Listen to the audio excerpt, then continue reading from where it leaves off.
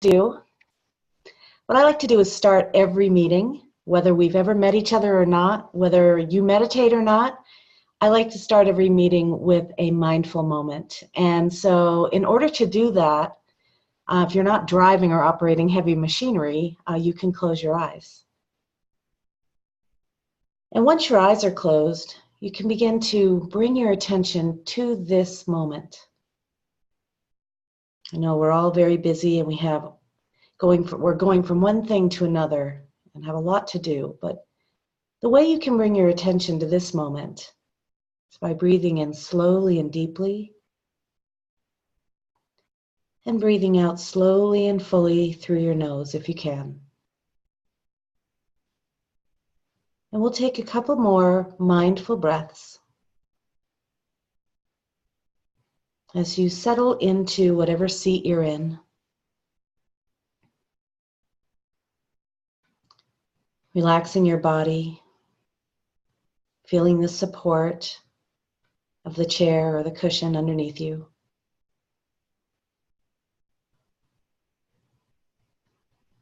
And then letting your breath return to its natural rhythm and depth. We'll take a few more moments in silence.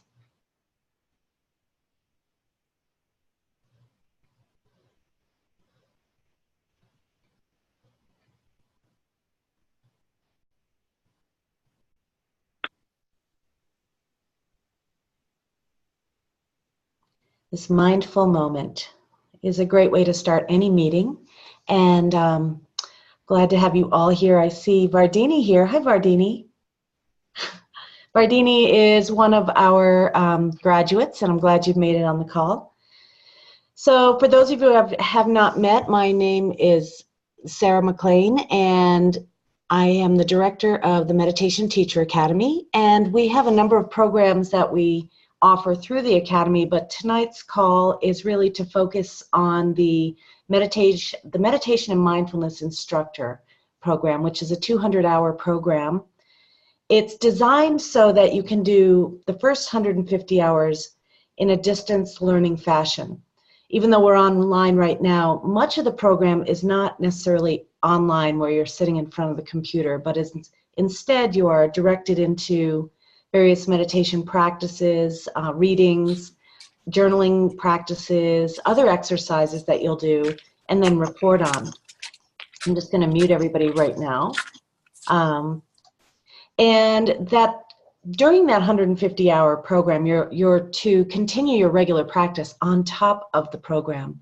If you were to figure out the timing on that, many people say it can really, you'll have to have at least 3 or 4 months to up to a year to finish it. Really depends on what other responsibilities you have going on, what other, if you've got kids to take care of or parents or a full-time job. But we've had all kinds of people go through this program, whether they're retirees or young mothers or people with 2 jobs who really find that they're being called to become a meditation teacher.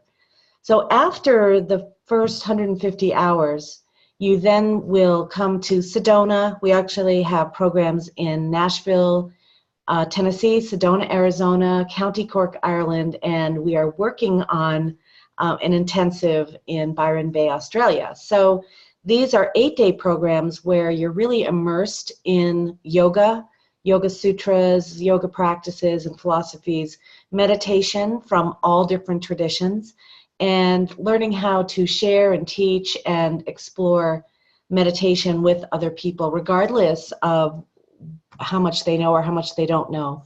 My hope is that once you are through with the program and you walk into your first class, because everybody will do that, is you feel like you have so much knowledge that you can address any misconception, any objection. You can work with anyone, even those who say, gosh, I can't stop thinking, or there's no way meditation works for me because I fall asleep, or can you help me get rid of these migraines, or I just lost my husband, can you help me with this grief? So I really feel confident in the level of knowledge that most people leave with, that everybody leaves with, and we have over 300 students have gone through the program who are now teachers, and they are teaching all over the world. from Australia and New Zealand and Hong Kong to Ireland and the UK, Canada, and the United States.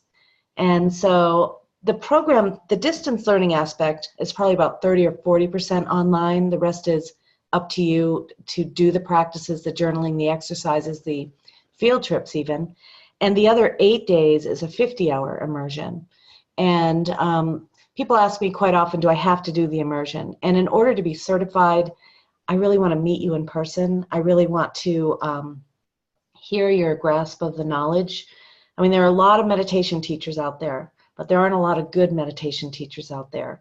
And it's really my mission to be sure that you are the, how can I say, the smartest person in the room when it comes to meditation, that you can unveil and demystify meditation for anyone, regardless of their experience, religious beliefs, or whatever they've heard.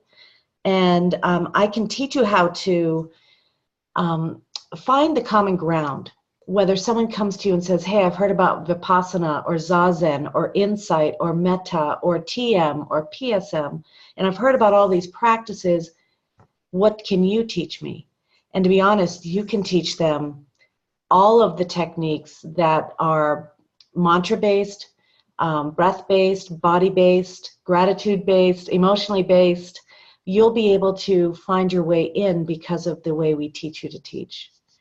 So for most people who ask, how can I do this program, you know, we really ask that you have a dedicated daily meditation practice.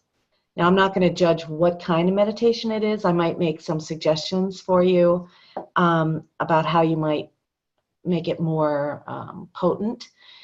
And also for people going through the program, we also assign to you a course advisor, someone who has gone through the program, who has a very robust teaching practice and obviously personal practice. And so they are located in Australia, Ireland, California, and Massachusetts. And so depending on maybe what your affinity is, what your particular practice is, whether you have kids, whether you're into corporate, whatever you're into, we will find the perfect match for you to support you through the content and the curriculum and the structure of the program. So I'm going to take your questions. I don't know if you're calling in from a phone or if you're online, but I am going to unmute you. So if you want to mute yourself, you can. But I'd love to answer whatever questions you might have regarding the structure or the content of the program. And so see if it's a good fit for you. You know, quite often I ask people why, especially I interview everyone who comes through the program. And my question is often, you know, have you checked other programs? I hope so. I hope you've compared and contrasted what you get and who's managing it and what the expectations are from you. And also I ask, why did you choose this program? And I have to say, most people say it's a feeling I had. It's a sense of, I've looked at all the others and I feel like it's the right one for me.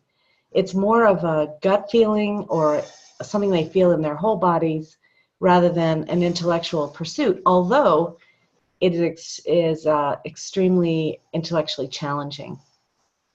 So I'd love to answer whatever questions you have. I can see Kristen's on the call, Tiffany, Sushil. I can see a number of other phone numbers, but if you'd like to just ask, I'm here for you.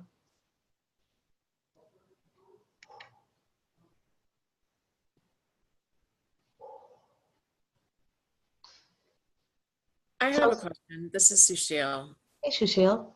So basically, I've been practicing TM for the last 3 years, and I'm wondering how that practice would fit into this particular program. Well, let me tell you. So the first 150 hours are really about developing your personal practice and rounding it out. You know, I don't know if you know this, but I started out with transcendental meditation in the, late 80s. Right. And went on to become a siddha, went on to really immerse myself in that community. And what I noticed is that it's a great technique. It's a mantra-based technique. And as you know, I'm just for everybody else on the call. And it's done sort of at the exclusivity of other practices. You don't do mindfulness, you don't do body awareness, you don't do metta, and there's nothing wrong with that. I don't want to change your practice. If it's working for you, do it. But what I do want you to be able to do is to walk into a room and demystify meditation. You know, what is TM? What is it? What's different about TM versus, say, breath awareness or body awareness? Or why would someone do one versus another? And can you teach TM? Now, we don't teach you to teach TM, okay? That's, you know, you probably have looked into their teacher training program, and it's a different program, and it's more exhaustive, probably, really steeped in the Vedas, which I totally love and appreciate. And yet what we teach are techniques, not traditions. And there is a technique of transcendental meditation. It's a silent japa repetition of a mantra, which is a 1 or 2 or 3 syllable word in Sanskrit that you do 20 minutes twice a day. A lot of research has been done. A lot of money's been spent on research. A lot of marketing has been done. It's a great technique, and yet it's not the only technique. But let me tell you, when I first started working for Deepak Chopra, he was the director of the Maharishi Ayurveda Health Center, where I lived and worked for a couple of years. And when I had to deliver news, when people would call in and ask about whether they could see him or whether they could come to the 7-day Panchakarma program, or whether they if we could help them with their chronic illness, my job was to, you know, tell them a little bit about what they were going to have to do, whether they were going to have to learn meditation, which I did tell them they have to learn meditation. I was going to tell them they had to take herbalized oil enemas, and also to do this whole entire internal cleanse before they got there. And honestly, delivering that news that they had to learn to meditate, even though it's popular now, it wasn't so popular then. And so what people objected more to, rather than the enemas, was to learn to meditate. And they would tell me, oh yeah, I meditate when I watch TV, or I meditate when I go for a run, or I meditate when I play my guitar. And you know, I really had to tell them about the value of transcendental meditation. And I still believe in its value, but I don't believe in the exclusivity of it. And, you know, it's an organization, and that's different than the actual technique. So what we do is, there are no gurus at the McLean Meditation Institute. I actually used to call it the Sedona Meditation Institute. And somebody moved into town and somehow managed to take that name. So I thought, wow, Chopra Center, Hay House, Ford Institute, I'm just going to put my name on it, because who can take that, right? So that's why it's called that. But I'm not a guru. I am actually here to teach you how to teach you how to open the door to self-realization for people through meditation and mindfulness, how to help people access well-being, to really explore their relationship to their own attention, to their own internal awareness, to their own bodies, and to the world at large. You know, that's my desire, is to make you the very best teacher, not a guru, and I'm not a guru. You know, I really want to teach you these time-tested, foolproof ways of helping anyone, regardless of even their desire to meditate. Last weekend, I had a woman drag her mother in to meditate, and of course her mother did not want to be there, and literally through the 3-hour class stood up the entire time. And the daughter was pretty into meditation. She had learned it through yoga, and she'd really, you know, through YouTube videos and things, and so she wanted to hone her practice and fix her mother.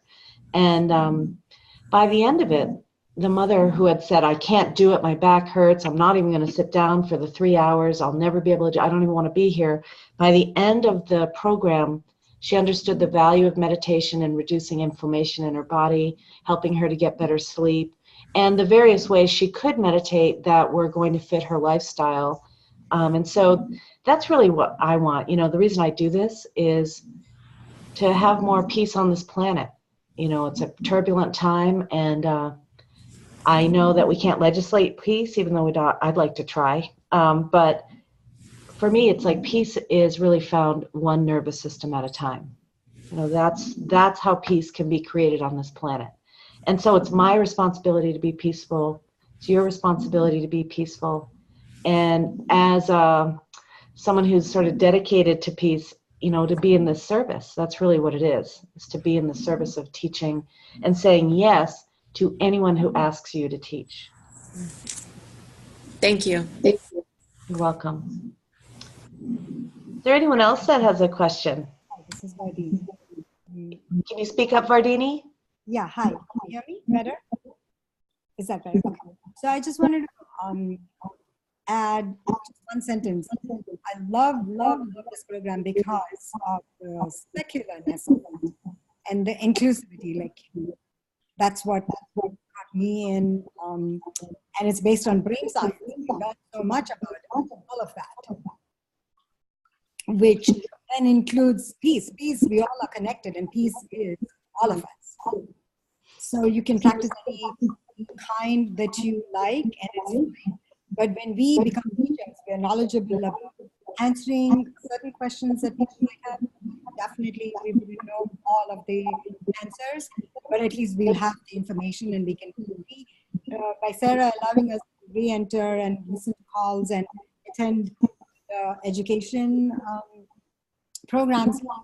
It really allows us to re-study it again. And every time you hear something, you learn something different. So I think it was hard to hear a lot of what you were saying, Vardini, so I'm just going to, it's all right, I'm going to reiterate a few things that you said. So we really do we have a couple of brain scientists that teach throughout the program so that you do understand the most cutting edge implications of how the state of meditation creates changes in the traits of the brain and behavior. And so we study physiology, we study brain science, so that when, and this has happened to me, when a neurosurgeon from the Mayo Clinic comes and asks me to teach him meditation so he can get rid of his anxiety, I have to know what I'm talking about. So this is really, we take it from, looking at these various traditions, whether it's yoga, Buddhism, Christianity, contemplative practices, Kabbalah, whether you're looking at all those and the different brand names, transcendental meditation, primordial sound meditation, insight meditation, all the various brand names, Goenka Vipassana. So you start to find the common ground. What is it that is required for meditation?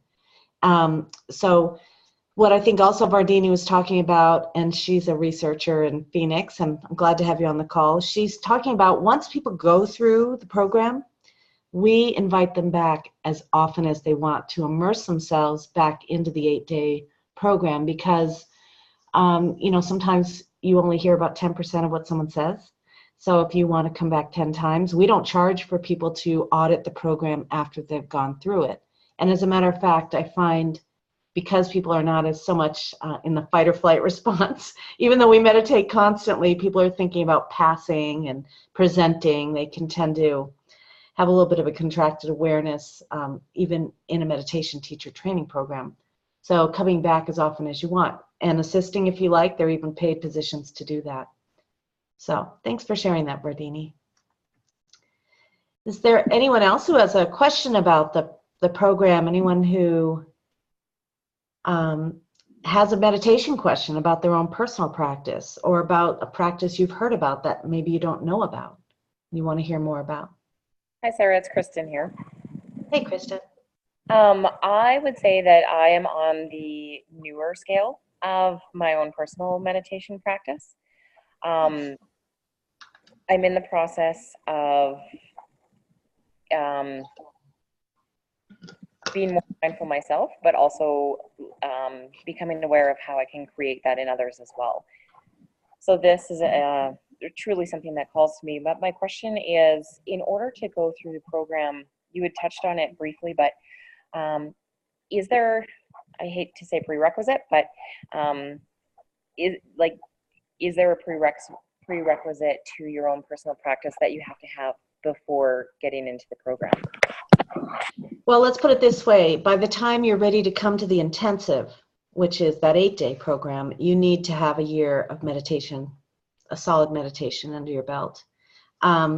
It's because, and you could probably feel this, Kristen, at least I felt it initially, I was so turned on by meditation from the very first time I did it. And I was thinking, gosh, you know, I've traveled around the world, but I finally found what I was looking for as I'm sitting here with my eyes closed, and it really altered the way I saw the world. I felt in my body. And so there are a lot of people that have that initial exuberance from learning to meditate. And so we really want to make sure you're sticking with your practice rather than going, okay, how can I make money out of this? I'm going to tell you there are a lot of people who want to make money from meditation.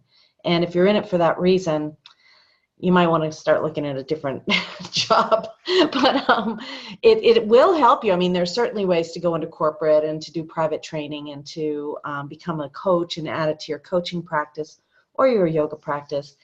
But if you could get a year of meditation under your belt before you come to the intensive, that would be recommended. And I'll tell you specifically, there's a lot of transformation that goes on for the first year of a meditator.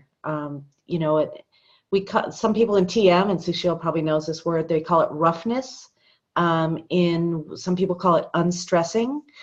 We call it purification. And when you step into the path of becoming a meditation teacher, once you step on that path, something gets activated. And again, I don't want to sound too esoteric, but I am calling, or you are talking to me while I'm in Sedona. But, you know, in truth, there's a lot of stuff that gets activated when you move into the teacher's path.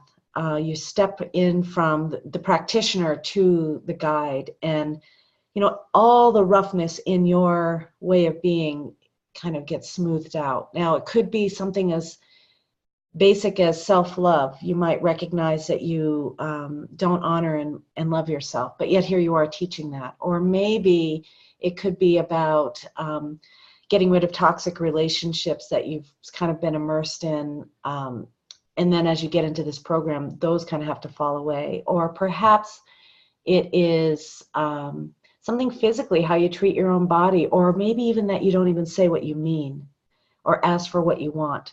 So with the program that gets you ready for it, the personal practice program, really distills your practice. Really, and so it's okay if you don't have a year under your belt, but as you get through it, you will. And some people say it is the best thing they've ever done in their entire lives. I have to say most people say that. Other people say it's as rigorous as a master's degree program. I was just talking to somebody else about that today. So it's something that you can't really step into lightly, and I think you all know that when you call in and you're thinking, gosh, I really don't know, am I even ready to do this? And I think, Kristen, you know, the good news about you being relatively new at meditation is that you haven't developed a lot of bad habits.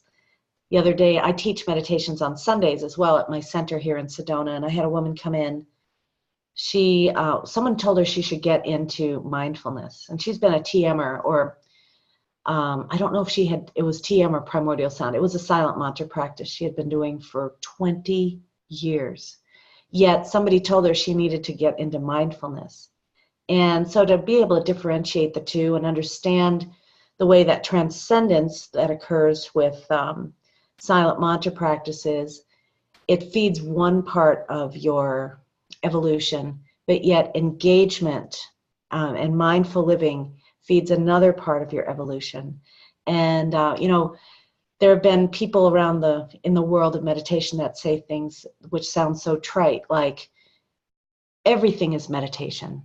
And that's like, yeah, gee, thanks a lot. That's not very helpful, because I'm trying to meet my own mind with compassion here. I'm trying to figure out how to sit still for 20 minutes.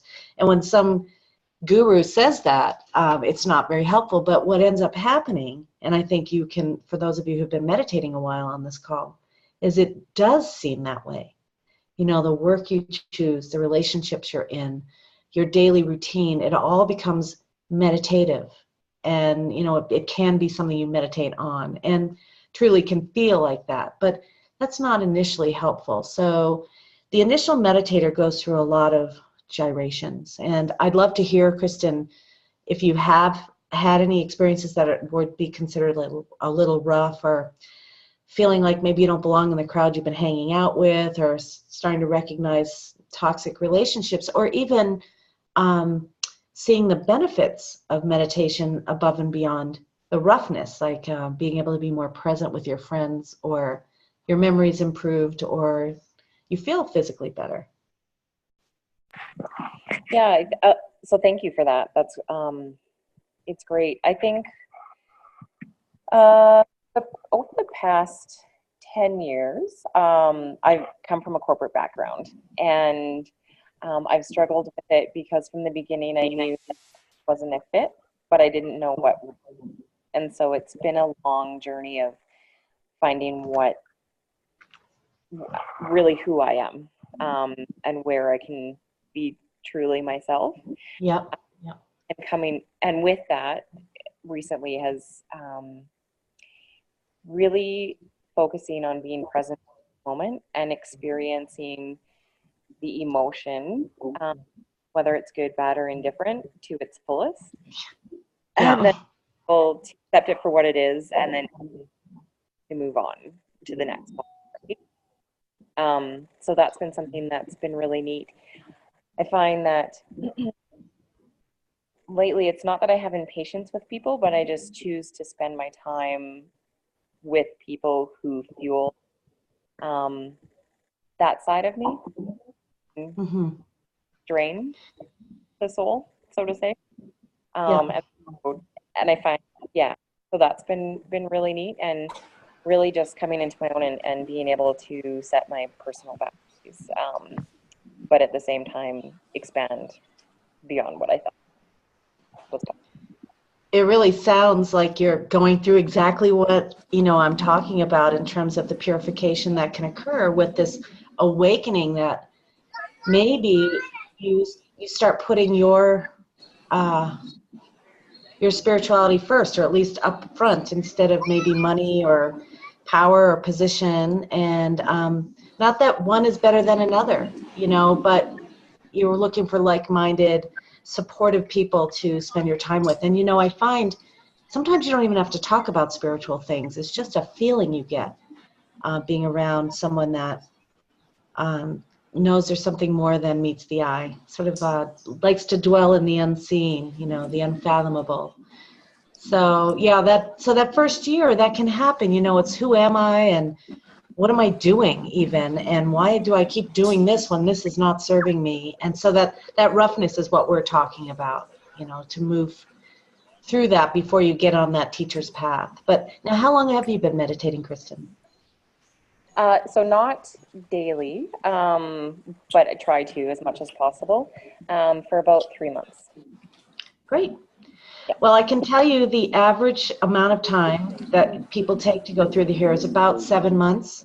Okay. So, I'm not saying, you got to start sometime. And if you take that personal practice course, it will only serve to mentor you and help you to understand the various types of meditation, so you can find a meditation that feels like something you want to adopt as an everyday practice.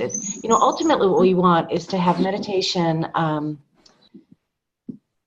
become like brushing your teeth. You do it every day. You're not looking for a fabulous experience. It's good for you. You wouldn't dream of not doing it.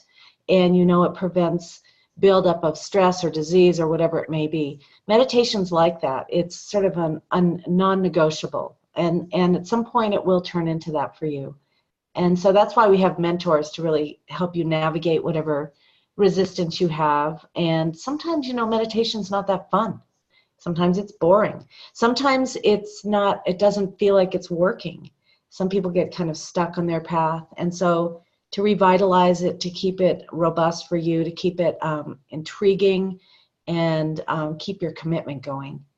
So that doesn't become like, oh, I don't really have time today, or let's just see how it goes. We can give you keys to the various practices. And I think you'll love it. Thank you. Sorry, just one last note. I remember the first couple of weeks way back when I first started, just felt completely energized. That was the very first thing I did when I got up in the morning. And it was unlike anything I'd ever had to conquer the day. And then after a couple of weeks, I realized that I was still doing it and sitting there, and it was guided meditation I was doing, and I was listening, but I wasn't hearing, and it bounces back and forth, exactly like you were saying. Yeah, it's been really interesting. So you were listening, but you weren't hearing. So you're doing guided meditations at this point? Yes, I was. Yeah. Okay. So there are a lot of experiences you can have in meditation. Listening but not hearing certainly is one of them. Not feeling your hands and your feet, not being aware of time passing, not being asleep but not really being engaged in time and space elements. Being a little bored can certainly happen, feeling hot or cold. You know, I divide up the categories of experience into three. The first one would be these movements that can occur, whether they're movements of the mind, such as thoughts or visuals, or even saying a mantra, or even some sort of song comes through your head. So movement of the mind, movement of emotions, having all kinds of waves of emotions that don't seem to correlate with any particular thought, like some anxiety or grief or fury can occur. Also movement of the body, and that can look like twitching, head bobbing, feeling really hot or cold, feeling like you're floating or melting. All kinds of movements can occur in meditation, and they're all normal. These are all natural, normal results of the nature of the mind, the nature of the body, and the reduction of stress in the nervous system, because you've heard meditation is one of the best ways to relieve stress. And as stress is relieved, it can create this correlating movement. So that's one category. The second category is falling asleep. And a lot of people come to our class and say, you know, I'd love to be able to meditate, but I'm constantly falling asleep.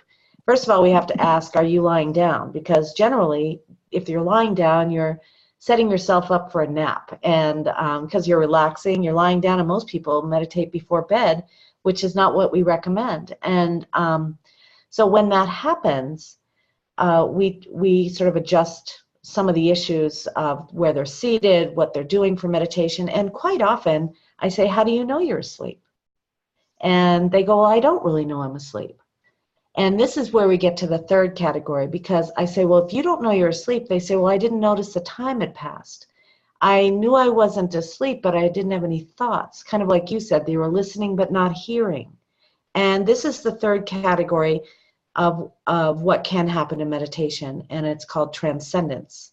Now, we hear that word in conjunction with transcendental meditation, but the word transcendence means to go beyond, to go beyond, to go beyond thoughts, to go beyond your self-image, to go beyond your physical body, to go beyond your to-do list, to go beyond. And what ends up happening is there are these moments, these particular gaps in time and space where you're like, well, I know I was sitting here meditating and I know I wasn't asleep. This state of consciousness is called, well, I'll just call it meditation. It's a fourth state of consciousness, whereas many of us dwell in only three states. We're either awake, asleep, or dreaming. But when you add this fourth state, which is a natural, spontaneous result of meditation, it is called transcendence. And this can really help to reduce stress in your nervous system, fuel the vitality in your body, which is what I think you were saying, you're feeling more vital. And this is why we suggest you don't meditate right too close to bedtime, because it can remove the toxins, the stressors that inhibit the body's natural free flow of energy and information. And so it can lead to vitality. And so my suggestion for you, Kristen, is to find a meditation. I mean, obviously they're guiding you, so they're probably either asking you to visualize something or to imagine a feeling or invoke a feeling or to pay attention to this or that. At some point, we're going to have you practice being accoutrement free, which you don't need your iPod or you don't need your iPhone or this recording, that you know how to meet your own mind. You know what to do when the mind drifts off, or you feel like you're sleeping, or the to-do list comes along, or you feel this impulse to stop, or what happens when you start berating yourself. I mean, there are many, many keys to long-lasting practice. And that's really what will help you to find is a way to wean yourself off of guidance, even though guidance is great, but to be able to sit alone in your own room, in your own silence. I think it was, who was that? There was a French philosopher, I don't know who it was, who said, that is man's or humans' biggest problem is that we're not able to do that. So to be able to enjoy the stillness and the silence and to really eke out the very best nourishment from it, that's really what we want you to do. Excellent. Thank you so much. You're welcome. Tiffany, did you have any questions for me? I know you're on mute. I don't know if you can unmute yourself.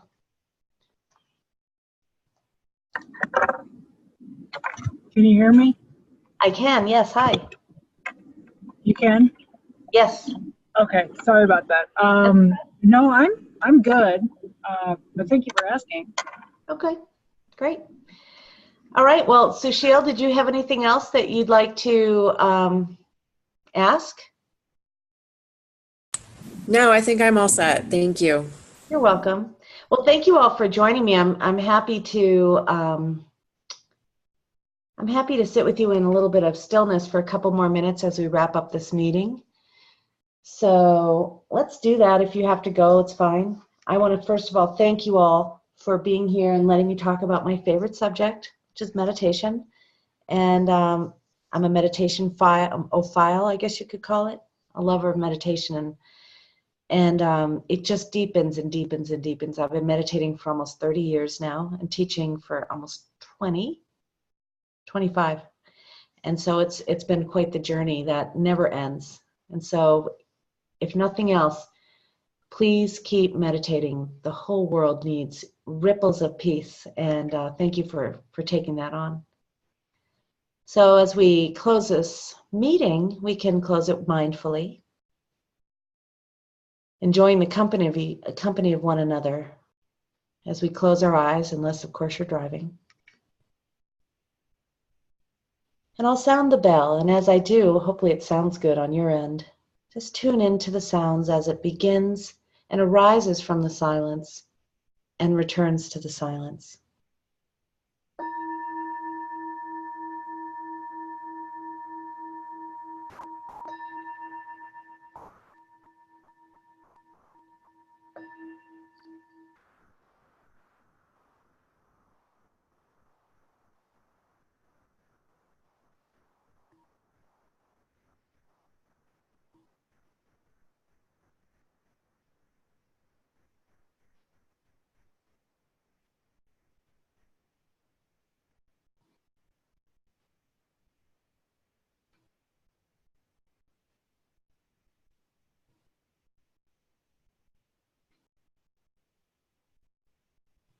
You can take a slow, long, deep breath in through your nose and release it slowly and fully.